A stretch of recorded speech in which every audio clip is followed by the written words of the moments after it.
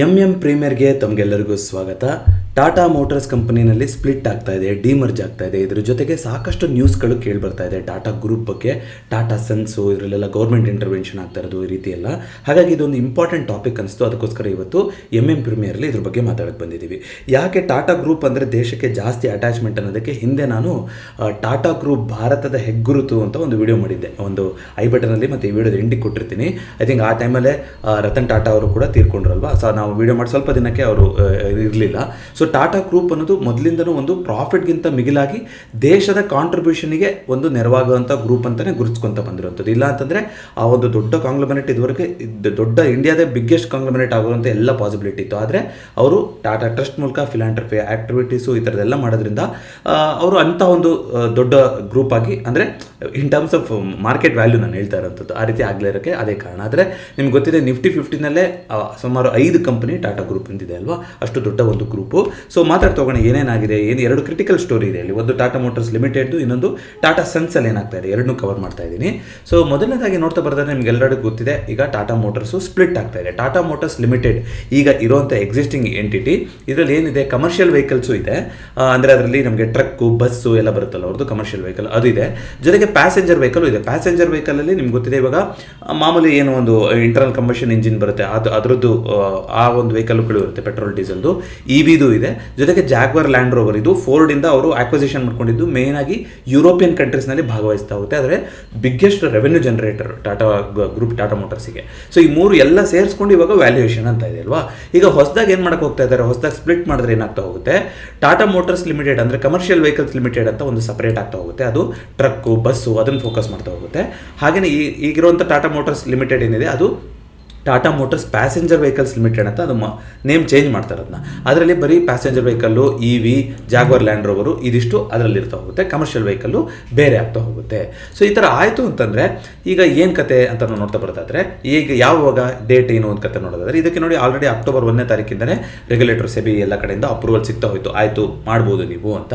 ಈಗ record ಡೇಟ್ನ October 14 ಅಂತ ಇಟ್ಟಿದ್ದಾರಲ್ವ, ಅಂದರೆ ಬರೋ ಮಂಗಳವಾರ. ಅಂದರೆ ಯಾರ್ಯಾರು ಎಲಿಜಿಬಲ್ ಇದ್ದಾರೆ ಈ ಒಂದು ಡಿಮರ್ಜಿಂಗ್ ಆ್ಯಕ್ಟಿವಿಟಿ ಮಾಡಿದ್ರಿ ಅಂತಂದರೆ, ನಾವು ಅಷ್ಟೇ ಶೇರ್ನ ಬೇರೆಯವ್ರಿಗೆ ಕೊಡಿ. ಈಗ ಇನ್ವೆಸ್ಟ್ ಮಾಡ್ತಿರೋರು ಏನು ಅನ್ಕೊಂಡಿರ್ತಾರೆ, ಕಮರ್ಷಿಯಲ್ ವೆಹಿಕಲ್ ಇದೆ, ಪ್ಯಾಸೆಂಜರ್ ವೆಹಿಕಲ್ ಇದೆ, ಇದೆರಡನ್ನು ಸೇರಿ ನಾನು ಟಾಟಾ ಮೋಟರ್ಸ್ ಲಿಮಿಟೆಡಲ್ಲಿ ಇನ್ವೆಸ್ಟ್ ಮಾಡಿದ್ದೀನಿ ಅಂತ ಮಾಡ್ತಾ ಇರ್ತಾರೆ. ಈಗ ಸ್ಪ್ಲಿಟ್ ಆಯಿತು ಅಂತಂದರೆ, ಅದರ ಡಿಮರ್ಜ್ ಆಯಿತು ಅಂದರೆ, ಅದ್ರದ್ದು ವ್ಯಾಲ್ಯೂ ಬೇರೆ ಬೇರೆ ಆಯಿತು ಅಂತಂದರೆ, ಇನ್ವೆಸ್ಟರ್ಸ್ಗಳಿಗೂ ಕೂಡ ಅದು ಸಪ್ರೇಟಾಗಿ ಎರಡನ್ನೂ ಕೂಡ ಅವರು ಕೊಡ್ತಾ ಹೋಗಬೇಕಾಗುತ್ತೆ ಟಾಟಾ ಮೋಟರ್ಸ್ ಅವರು.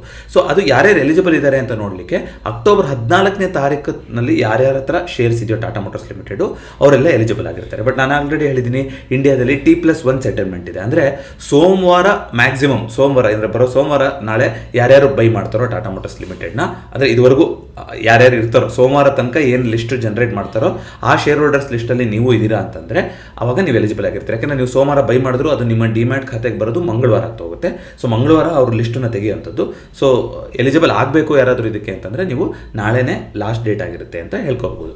ಅದೇ ರೀತಿಯಾಗಿ ರೇಷಿಯೋ ನೋಡ್ತಾ ಬರೋದಾದ್ರೆ, ಯಾವ ರೀತಿಯಾಗಿ ಆಯಿತು, ನೀವು ಟಾಟಾ ಮೋಟರ್ಸ್ ಲಿಮಿಟೆಡ್ನ ಇವಾಗ ಆಲ್ರೆಡಿ ಬೈ ಮಾಡ್ತೀರಾ ಅಂದರೆ, ಈಗ ಡಿಮರ್ಜ್ ಆದಮೇಲೆ ನಿಮ್ಗೆ ಎಷ್ಟು ಶೇರ್ ಸಿಗುತ್ತೆ ಅಂದರೆ, ನೀವು ಎಷ್ಟು ಶೇರ್ ಟಾಟಾ ಮೋಟರ್ಸ್ ಲಿಮಿಟೆಡ್ ತೊಗೊಂಡಿರ್ತೀರೋ ಅಷ್ಟೇ ಶೇರ್ ನಿಮಗೆ ಟಾಟಾ ಮೋಟರ್ಸು ಕಮರ್ಷಿಯಲ್ ವೆಹಿಕಲ್ ಕೂಡ ಕೊಡ್ತಾ ಹೋಗ್ತಾರೆ. ಬಿಕಾಸ್ ಇದು 1:1 ಶೇರ್ ಡಿಮರ್ಜರ್ ಆಗ್ತಾ ಇದೆ. ಸೊ ಮಾರ್ಕೆಟ್ ಇಂಪ್ಯಾಕ್ಟ್ ಏನಾಗುತ್ತೆ ಹಾಗಾದರೆ ಅಂತಂದರೆ, ನೋಡಿ, ನಿಮ್ಮ ದುಡ್ಡು ಏನೂ ಚೇಂಜ್ ಆಗಲ್ಲ.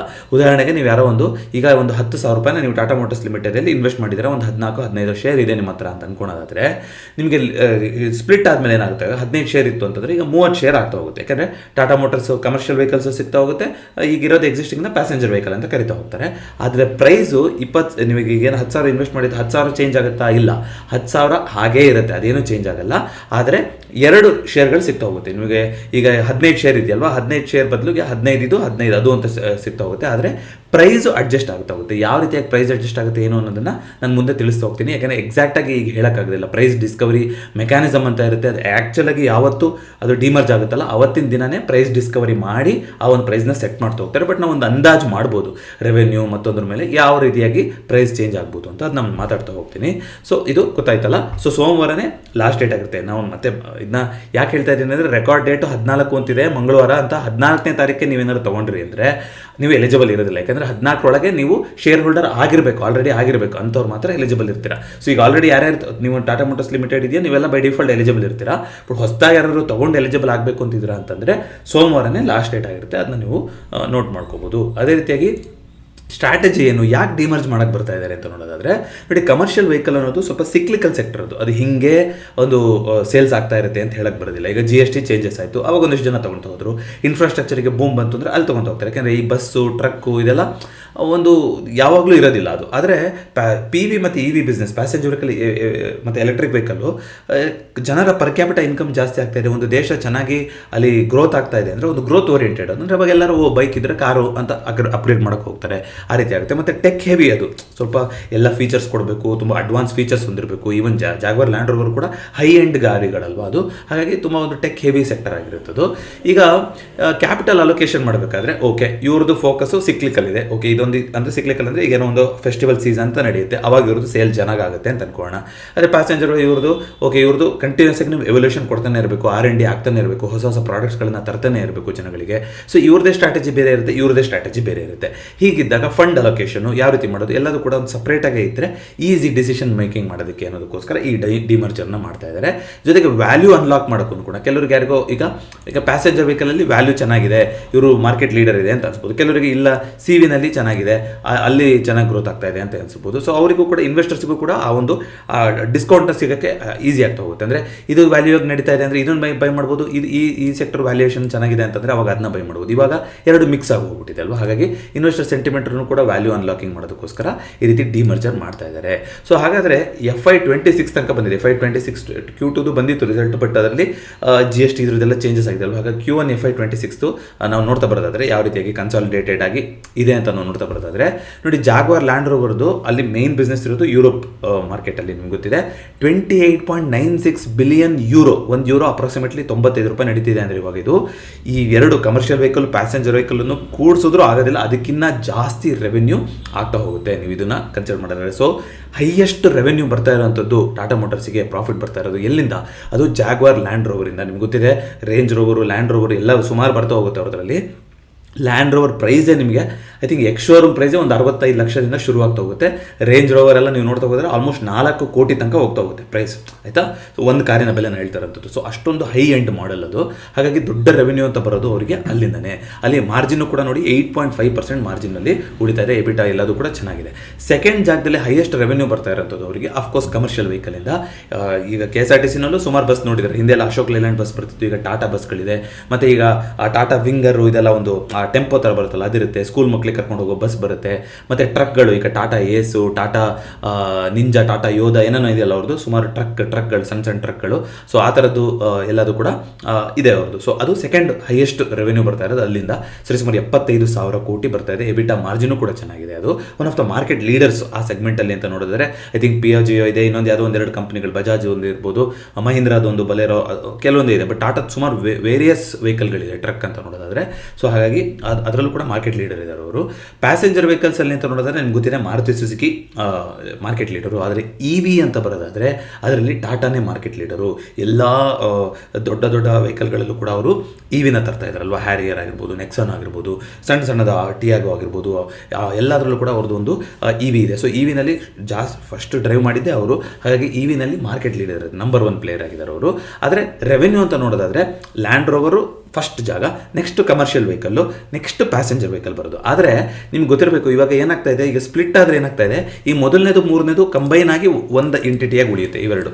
ಈಗ ಪ್ಯಾಸೆಂಜರ್ ವೆಹಿಕಲ್ಲು ಲ್ಯಾಂಡ್ ರೋವರ್ನ ಸೇರಿಸಿ ಪ್ಯಾಸೆಂಜರ್ ವೆಹಿಕಲ್ ಅಂತಲೇ ಕರೀತಾರೆ, ಆದರೆ ಕಮರ್ಷಿಯಲ್ ವೆಹಿಕಲ್ಲು ಸಪ್ರೇಟ್ ಆಗುತ್ತೆ. ಸೊ ವ್ಯಾಲ್ಯೂ ಅಂತ ನೋಡೋದಾದ್ರೆ ನಿಮಗೆ ಎಲ್ಲಿ ಸಿಗುತ್ತೆ ಇವಾಗ. ಸೊ ಈ ಫಸ್ಟು ಇದೆಯಲ್ಲ, ಇದು ಮತ್ತು ಇದೇ ಜಾಸ್ತಿ ವ್ಯಾಲ್ಯೂ ಡ್ರೈವ್ ಆಗ್ತಾ ಹೋಗುತ್ತೆ. ಅಂದರೆ ಉದಾಹರಣೆಗೆ ನಾನು ಹೇಳ್ತಾರಂಥದ್ದು, ಇವಾಗ ಸರಿಸುಮಾರು ಒಂದು ₹700 ನಡೀತಾ ಇದೆ ಟಾಟಾ ಮೋಟರ್ಸ್ ಅಂದರೆ, ನಾನು ಅಂದಾಜು ಹೇಳ್ತಾ ಇದ್ದೀನಿ, ಮತ್ತೆ ಹಿಂಗೆ ಆಗಬೇಕು ಅಂತ ಇಲ್ಲ. ಸೊ ಏನಾದರೂ ಅಕಸ್ಮಾತ್ ಈಗ ಸ್ಪ್ಲಿಟ್ ಆಗಿ ಡಿಮರ್ಜರ್ ಆದಮೇಲೆ ಈಗ ಎಕ್ಸಿಸ್ಟಿಂಗ್ ಇರೋ ಟಾಟಾ ಮೋಟರ್ಸ್ ಲಿಮಿಟೆಡ್ನ ಟಾಟಾ ಮೋಟರ್ಸ್ ಪ್ಯಾಸೆಂಜರ್ ವೆಹಿಕಲ್ ಅಂತ ಮರುನಾಮಕರಣ ಮಾಡ್ತಾರಲ್ವ, ಆಗ ಅದು ಸರಿಸುಮಾರು ನನ್ನ ಅಂದಾಜು ಒಂದು 500ರಿಂದ 550ಕ್ಕೆ ಅಡ್ಜಸ್ಟ್ ಆಗ್ಬೋದು ಪ್ರೈಸು ಅಂತ ಅನಿಸುತ್ತೆ, ಆಯಿತಾ. ಈ ಹೊಸ ಎಂಟಿಟಿ ಏನು ಬರ್ತಾ ಇದೆಯಲ್ಲ ಕಮರ್ಷಿಯಲ್ ವೆಹಿಕಲ್ಸು, ಇದು ಒಂದು 150ರಿಂದ 200 ಈ ರೇಂಜಲ್ಲಿ ಒಂದು ಲಿಸ್ಟ್ ಆಗ್ಬೋದು ಅಂತ ಅನ್ನಿಸ್ತಾ ಇದೆ, ಡಿಪೆಂಡಿಂಗ್ ಅಪಾನ್ ದರ್ ಬಿಸ್ನೆಸ್ ನೋಡೋದಾದರೆ. ಬಟ್ ನೋಡೋಣ, ಅದಕ್ಕೆ ರೇಂಜ್ ಕೊಡ್ತಾ ಇದ್ದೀನಿ, ಎಕ್ಸಾಕ್ಟ್ ನಂಬರ್ ಹೇಳ್ತಾ ಇಲ್ಲ. ಎಕ್ಸಾಕ್ಟ್ ನಂಬರು ಅವರು ಪ್ರೈಸ್ ಡಿಸ್ಕವರಿ ಮಾಡಿದ್ಮೇಲೆ ಗೊತ್ತಾಗುತ್ತೆ. ಬಟ್ ನೀವು ಅನ್ಕೋಬೋದು ಮೆಜಾರಿಟಿ ಅಲ್ಲೇ ಉಳಿಯುತ್ತೆ, ಪ್ಯಾಸೆಂಜರ್ ವೆಹಿಕಲಲ್ಲಿ ಉಳಿಯುತ್ತೆ. ಸೊ ಒಂದು ಸಣ್ಣ ಭಾಗ ಕಮರ್ಷಿಯಲ್ ವೆಹಿಕಲ್ಗೆ ಚೇಂಜ್ ಆಗ್ತಾ ಹೋಗುತ್ತೆ ಆ್ಯಸ್ ಪರ್ ರೆವೆನ್ಯೂ ಮಾಡಲು, ಸೇಲ್ಸು ಎಲ್ಲ ನೋಡೋದಾದರೆ. ಹಾಗಾದರೆ ಫ್ಯೂಚರ್ ಔಟ್ಲುಕ್ ಯಾವ ರೀತಿ ಇರುತ್ತೆ, ಯಾವುದರಲ್ಲಿ ಇನ್ವೆಸ್ಟ್ ಮಾಡಿದ್ರೆ ಒಳ್ಳೆಯದು, ಅಥವಾ ನಾನು ಸಿಕ್ಕಿದ ಮೇಲೆ ಯಾವುದನ್ನು ಇಟ್ಕೊಂಡ್ರೆ ಒಳ್ಳೆಯದು, ಯಾವುದನ್ನು ತೆಗೆದಾಕಿದ್ರೆ ಒಳ್ಳೆಯದು ಅಂತ ನಿಮಗಿರ್ಬೋದು. ಸೊ ನೋಡಿ, ಈಗ ಟಾಟಾ ಮೋಟರ್ಸ್ ಕಮರ್ಷಿಯಲ್ ವೆಹಿಕಲ್ ನಾನು ಆಗಲೇ ಹೇಳ್ದಂಗೆ ಅದು ಸಿಕ್ಲಿಕಲ್ ಸೆಕ್ಟರ್. ಈಗ ಗೌರ್ಮೆಂಟು ಇನ್ಫ್ರಾಸ್ಟ್ರಕ್ಚರಿಗೆ, ಮೈನಿಂಗಿಗೆ ಇದಕ್ಕೆಲ್ಲ ಜಾಸ್ತಿ ಪುಷ್ ಕೊಡ್ತಾ ಇದ್ದೀವಿ ಅಂತ ಬರ್ತಾ ಹೋಯಿತು ಅಂದರೆ ಆಗ ಟ್ರಕ್ಗಳು ಎಲ್ಲಿಗೆ ಬೇಕಾಗುತ್ತೆ, ಈ ಅಗ್ರಿಕಲ್ಚರು, ಇನ್ಫ್ರಾಸ್ಟ್ರಕ್ಚರು, ಮೈನಿಂಗು ಈ ರಿಲೇಟೆಡ್ಗೆ ಜಾಸ್ತಿ ಯೂಸ್ ಆಗ್ತಾ ಹೋಗುತ್ತೆ. ಸೊ ಅದ್ರ ಮೇಲೆ ನಿಂತಿದೆ ಅದು. ಸೊ ಅಫ್ಕೋರ್ಸ್ ಅದರಲ್ಲೂ ಕೂಡ ಒನ್ ಆಫ್ ದ ಮಾರ್ಕೆಟ್ ಲೀಡರ್ಸೇ ಆಗಿದ್ದಾರೆ ಟಾಟಾ ಮೋಟರ್ಸು. ಅದೇ ಪ್ಯಾಸೆಂಜರ್ ವೆಹಿಕಲ್ ಅಂತ ಬರೋದಾದರೆ ಅದು ಒಂದು ಸ್ವಲ್ಪ ಗ್ರೋತ್ ಓರಿಯೆಂಟೆಡ್, ಯಾರು ಚೆನ್ನಾಗಿರೋ ಟೆಕ್ನಾಲಜಿ, ಚೆನ್ನಾಗಿರೋ ಫೀಚರ್ಸ್ನ ಕೊಡ್ತಾರೆ ಆ ಸೆಗ್ಮೆಂಟಿಗೆ ಜನ ಜಾಸ್ತಿ ಶಿಫ್ಟ್ ಆಗೋಕ್ಕೆ ನೋಡ್ತಾರೆ. ಇವಿನಲ್ಲಿ ಇವ್ರದ್ದು ಪೆನೆಟ್ರೇಷನ್ ಚೆನ್ನಾಗಿದೆ, ನಂಬರ್ 1 EV ಪ್ಲೇಯರ್ ಆಗಿದ್ದಾರೆ. 2027 20% EV ಪೆನೆಟ್ರೇಷನ್ ಅಂತ ಹೇಳಿದರೆ, ಆಮೇಲೆ 2030 30%, ಅಂದರೆ ಅವ್ರದ್ದು ಇರೋದರಲ್ಲಿ 30% ನಮ್ಮ ಸೇಲ್ಸ್ EVಯಿಂದನೇ ತರ್ತೀವಿ ಅಂತ ಅವರು ಗ್ಯಾರಂಟಿ ಇದ್ದಾರೆ. ಜೊತೆಗೆ ಸಿಗ್ನಿಫಿಕೆಂಟಾಗಿ ಬ್ಯಾಟ್ರಿನಲ್ಲಿ, EV ಪ್ಲ್ಯಾಟ್ಫಾರ್ಮ್ಗಳಲ್ಲಿ, ಸಾಫ್ಟ್ವೇರ್ಗಳಲ್ಲಿ ಎಲ್ಲ ಆಲ್ರೆಡಿ ಇನ್ವೆಸ್ಟ್ ಮಾಡಿದ್ದಾರೆ ಟಾಟಾದವರು. ಅದೇ ರೀತಿಯಾಗಿ ಪ್ಯಾಸೆಂಜರ್ ವೆಹಿಕಲಲ್ಲೂ ಕೂಡ ಒಳ್ಳೆ ಡಿಮ್ಯಾಂಡ್ ಬರ್ತಾ ಇದೆ. SUVಗಳು, ಕ್ರಾಸ್ ಓವರು, ಸುಮಾರು ಥರದ ವೆಹಿಕಲ್ಗಳನ್ನ ಕೊಡ್ತಾ ಇದ್ದಾರೆ. ಜಾಗ್ವಾರ್, ಲ್ಯಾಂಡ್ ರೋವರು ನಿಮಗೆ ಆಲ್ರೆಡಿ ಹೇಳಿದ್ದೀನಿ, ಮೇಯ್ನ್ ರೆವೆನ್ಯೂ ಡ್ರೈವ್ ಮಾಡೋದೇ ಅದು ಅವರಿಗೆ. ಯಾಕೆಂದರೆ ಶುರುವಾಗದೆ 65 ಲಕ್ಷದಿಂದ 4 ಕೋಟಿ ತನಕ ವೆಹಿಕಲ್ ಆಗ್ತಾ ಹೋಗುತ್ತೆ. ಸೊ ಅದರಲ್ಲೂ ಕೂಡ ಏನಾದ್ರು ಎಲೆಕ್ಟ್ರಿಕ್ ಆಗಿ ಟ್ರಾನ್ಸಿಷನ್ ಆಗಿ ಮತ್ತೊಂದೆಲ್ಲ ಆಯಿತು ಅಂತಂದರೆ ಸೊ ಅದು ಚೆನ್ನಾಗಿ ಆಗ್ತಾ ಹೋಗುತ್ತೆ. ಆದರೆ ಇತ್ತೀಚೆಗೆ ಒಂದು ಸೆಟ್ ಬ್ಯಾಕ್ ಆಗಿದ್ದು ಇದು JLR ಬಿಸ್ನೆಸ್ಗೆ. ನಿಮ್ಗೆ ಗೊತ್ತಿದೆ, ಒಂದು ದೊಡ್ಡ ಸೈಬರ್ ಅಟ್ಯಾಕ್ ಆಗಿತ್ತು. ಅದೊಂದು ರೀಸೆಂಟ್ ಇನ್ಸಿಡೆಂಟು, ಅದಕ್ಕೆ ಬ್ಲಾಕ್ ಆಗಿರುತ್ತದೆ. ಬಟ್ ಅದನ್ನ ಲಾಂಗ್ ಟರ್ಮಲ್ಲಿ ಅದನ್ನ ಸರಿ ಮಾಡಿಕೊಂಡು ಮೇಲ್ಗಡೆ ಬರ್ತಾರೆ ಏನು ಅಂತ ನೋಡಬೇಕು. ಯಾಕೆಂದರೆ ಸ್ಟ್ರಾಂಗ್ ಫ್ಲೋ ಆಫ್ ರೆವೆನ್ಯೂ ಇರೋದು JLR. ಸೊ JLR ಬಿಸ್ನೆಸ್ಸು ತುಂಬ ಒಂದು ಪ್ರೈಮರಿ ಫೋಕಸ್ ಆಗಿರುತ್ತೆ ಟಾಟಾ ಮೋಟರ್ಸಿನ ರೆವೆನ್ಯೂ ಅಂತ ನಾವು ನೋಡ್ತಾ ಬರ್ತದೆ ಮುಂದಿನ ದಿನಗಳಲ್ಲಿ. ಸೊ ಈಗ ನೆಕ್ಸ್ಟು ಟಾಟಾ ಟ್ರಸ್ಟಿನ ಇಶ್ಯೂ ಬರ್ತೀನಿ. ಇದಿಷ್ಟು ಟಾಟಾ ಮೋಟರ್ಸ್ದು. ಹೋಪ್ಫುಲಿ ಅಲ್ಲಿಂದ ನಿಮಗೆಲ್ಲ ಕ್ಲಾರಿಟಿ ಸಿಕ್ಕಿದೆ ಅಂತ ಅನ್ಸುತ್ತೆ. ಯಾಕೆ ಡಿಮರ್ಜ್ ಮಾಡ್ತಾ ಇದ್ದಾರೆ, ಯಾವ್ದು ರೆವೆನ್ಯೂ ಮಾಡಲ್ ಇದೆ, ಯಾವ ರೀತಿಯಾಗಿ ಸ್ಪ್ಲಿಟ್ ಆದರೆ ಯಾವ ರೀತಿಯಾಗಿ ಲಿಸ್ಟ್ ಆಗ್ಬೋದು, ಎಲ್ಲದನ್ನು ಕೂಡ ಕವರ್ ಮಾಡಿದ್ದೀನಿ. ಈಗ ಟಾಟಾದಲ್ಲಿ ಇಶ್ಯೂ ಆಗ್ತಾ ಇದೆಯಲ್ಲ, ಅದನ್ನು ಇದರಲ್ಲೇ ಕವರ್ ಮಾಡೋಣ ಅಂತ ಬರ್ತಾ ಇದ್ದೀನಿ. ಸೊ ಟಾಟಾ ಟ್ರಸ್ಟ್ ಅಂತ ಇದೆ ನೋಡಿ. ಟಾಟಾ ಟ್ರಸ್ಟ್ ಅನ್ನೋದು ಸ್ವಲ್ಪ ಕಾಂಪ್ಲಿಕೇಟೆಡ್ ಸ್ಟ್ರಕ್ಚರ್ ಅದು. ಯಾಕೆಂದರೆ ರತನ್ ಟಾಟಾ ಅವ್ರ ಟ್ರಸ್ಟ್ ಇತ್ತು, ಇನ್ನೊಂದು ದಾರೋಬ್ಜೆ ಟಾಟಾ ಅಂತ ಇತ್ತು, ಬೇರೆ ಬೇರೆ ಅವ್ರ ಫ್ಯಾಮಿಲಿದು ಆಚೆದು ಇಂಡಿಪೆಂಡೆಂಟ್ ಟ್ರಸ್ಟ್ಗಳು ಅದೆಲ್ಲ ಸೇರಿ, ಮತ್ತು ಈಚ್ ಟ್ರಸ್ಟ್ ಗ್ರೂಪಿಗೂ ಒಂದೊಂದಿಷ್ಟು ಟ್ರಸ್ಟೀಸ್ ಅಂತ ಇದ್ದಾರೆ. ಈ ರೀತಿ ಸುಮಾರು ಕಾಂಪ್ಲೆಕ್ಸ್ ಆಗಿದೆ ಅದು, ಸುಮಾರು ಜನ ಇದ್ದಾರೆ ಅದರಲ್ಲಿ. ಸೊ ಆದರೆ ಟಾಟಾ ಸನ್ಸ್ ಅನ್ನೋದು ಹೋಲ್ಡಿಂಗ್ ಕಂಪನಿ, ಟಾಟಾ ಗ್ರೂಪಿನ ಹೋಲ್ಡಿಂಗ್ ಕಂಪನಿ ಟಾಟಾ ಸನ್ಸ್ ಇರುತ್ತೆ. ಅದರಲ್ಲಿ ಸರಿಮೂರು 6 ಜನ ಮೇನ್ ಟ್ರಸ್ಟಿಗಳೇನೋ ಇದ್ದಾರೆ. ಅದರಲ್ಲಿ executive trustee, chairman, non executive trustee ಮತ್ತು ಇಂಡಿಪೆಂಡೆಂಟ್ ಟ್ರಸ್ಟಿಗಳು ಅಂತಲೂ ಕೂಡ ಇರ್ತಾ ಹೋಗ್ತಾರೆ. ಸೊ ಈಗ ಅದರಲ್ಲಿ ಟಾಟಾ ಟ್ರಸ್ಟಿಂದು, ಅಂದರೆ ಟಾಟಾ ಟ್ರಸ್ಟಿಂದು ಹೊರಗಡೆ ಟ್ರಸ್ಟ್ಗಳು, ಇಂಡಿಪೆಂಡೆಂಟ್ ಟ್ರಸ್ಟ್ಗಳು ಎಲ್ಲದೂ ಸೇರಿಸ್ಕೊಂಡಿದೆ. ಟಾಟಾ ಸನ್ಸ್ದು ಮೇನ್ ಟಾಟಾ ಗ್ರೂಪಿನ ಹೋಲ್ಡಿಂಗ್ ಕಂಪನಿ ಅದು. ಅದರಲ್ಲಿ ಟಾಟಾ ಟ್ರಸ್ಟಿಂದ 66% ಸ್ಟೇಕ್ ಇದೆ, ಆಯಿತಾ. 66% ಅಂದರೆ ಮೆಜಾರಿಟಿ ಸ್ಟೇಕು ಟಾಟಾ ಟ್ರಸ್ಟ್ ಹತ್ತಿರ ಇದೆ. ಸೊ ಈಗ ಏನಾಗ್ತಾ ಇದೆ ಅಂತಂದರೆ 2 ಮುಖ್ಯವಾದಂಥ ಒಂದು ಇವಾಗ ಗುದ್ದಾಟಗಳು ಶುರುವಾಗಿದೆ. ಒಂದಿಷ್ಟು 4 ಜನ ಟ್ರಸ್ಟಿಗಳು ಯಾರೋ ಒಂದು ಈ ಟಾಟಾ ಟ್ರಸ್ಟಲ್ಲಿದ್ದಾರೆ, ಅವರು ಇತ್ತೀಚೆಗಷ್ಟೇ ಒಂದಿಷ್ಟು ಚೇಂಜಸ್ನ ಮಾಡಬೇಕಾಯಿತು. ಒಂದು ಲೀಡರ್ಶಿಪ್ಪಲ್ಲಿ ಒಂದಿಷ್ಟು ಚೇಂಜಸ್, ಅಂದರೆ ಇವಾಗ ಒಂದು ಹೊಸ ನಾಮಿನಿನ ಮಾಡಬೇಕಾಗಿತ್ತು, ಒಂದು ಇಂಡಿಪೆಂಡೆಂಟ್ ಡೈರೆಕ್ಟರ್ಗೋ ಏನೋ. ಅದಕ್ಕೆ ಒಪ್ಪಿಲ್ಲ, ಒಂದಿಷ್ಟು ಜನ ಅದನ್ನು ಒಪ್ಪಿಲ್ಲ ಅವರು. ಆಮೇಲೆ ರಾಜೀನಾಮೆ ಕೊಟ್ಬಿಟ್ಟು ಮತ್ತೆ ಬೇರೆಯವ್ರನ್ನ ತರಬೇಕಾಯಿತು. ಸೊ ಇದು ಈ ರೀತಿಯಾಗಿ ಕೆಲವೊಂದು ಒಳಗಡೆ ಜಗಳ ಏನಾಗ್ತಾ ಇದೆ ಅಂತಂದರೆ, ಹಾನೆಸ್ಟಾಗಿ ಬೋರ್ಡ್ ಮುಂದೆ ಬರಬೇಕು, ಆ ಬೋರ್ಡಲ್ಲಿ ಅದು ಮೀಟಿಂಗ್ ಆಗಬೇಕು, ಅಪಾಯಿಂಟ್ಮೆಂಟ್ ಆಗಬೇಕು, ಎಲ್ಲ ಆಗಬೇಕು. ಆ ಥರ ಇನ್ಫಾರ್ಮ್ ಡಿಸಿಷನ್ ಮಾಡ್ತಾ ಇಲ್ಲ. ಒಂದಿಷ್ಟು ಜನ ಸೇರಿಕೊಂಡು ಅವರಾಗೆ ಅವರ ಡಿಸಿಷನ್ನ ತರ್ತಾ ಇದ್ದಾರೆ ಅಂತ, ಇನ್ಕ್ಲೂಡಿಂಗ್ ಕರೆಂಟ್ ಲೀಡರ್ಶಿಪ್ ಚೇರ್ಮನ್ ಯಾರಿದ್ದಾರೆ, ನೋಯಲ್ ಟಾಟಾ, ವೇಣು ಶ್ರೀನಿವಾಸನ್, ಅವ್ರ ಮೇಲೂ ಕೂಡ ಅಲಿಗೇಷನ್ ಮಾಡ್ತಾ ಇದ್ದಾರೆ ಕೆಲವರು, ಟ್ರಸ್ಟಲ್ಲಿರೋ ಕೆಲವರು. ಜೊತೆಗೆ ಈಗ ಇನ್ನೊಂದೇನಾಗಿದೆ, RBIಯಿಂದನೂ ಕೂಡ ಒಂದು ರೂಲ್ಸ್ ಬಂದುಬಿಟ್ಟಿದೆ ಇವಾಗ. ಏನಂತ, ಇದಾಗಲೇಬೇಕು ಅಂತ, ಏನಂತ ಅದು ಬರ್ತೀನಿ ನಾನು ಅದ್ರ ಬಗ್ಗೆ. ಆದರೆ ಅದೇ ಸೂಪರ್ ಬೋರ್ಡ್ ಅಂತಂದರೆ ಏನು ಅಂತಂದರೆ, ಈ ರೀತಿಯಾಗಿ ಅವರೇ ಇನ್ಫ್ಲೂಯೆನ್ಸ್ ಮಾಡೋಕ್ಕೆ ನೋಡ್ತಾ ಇದ್ದಾರೆ. ಓಪನ್ ಆಗಿ ಬೋರ್ಡ್ ಮುಂದೆ ಡಿಸ್ಕಷನ್ಗೆ ಬರ್ತಾ ಇಲ್ಲ, ಯಾವುದೋ ಒಂದು ಡಿಸಿಷನ್ ಮಾಡಬೇಕಾದ್ರೆ. ಮತ್ತು ಇನ್ಫಾರ್ಮ್ ಡಿಸಿಷನ್ ಮಾಡ್ತಾ ಇಲ್ಲ, ತಗೊಂಡ್ಮೇಲೆ ಆಮೇಲೆ ಇನ್ಫಾರ್ಮ್ ಮಾಡ್ತಾ ಇದ್ದಾರೆ. ಈ ರೀತಿಯಾಗಿ ಒಂದಿಷ್ಟು ಜಗಳಗಳು, ಅಲಿಗೇಷನ್ಗಳು ಶುರುವಾಗಿದೆ ಒಳಗಡೆ.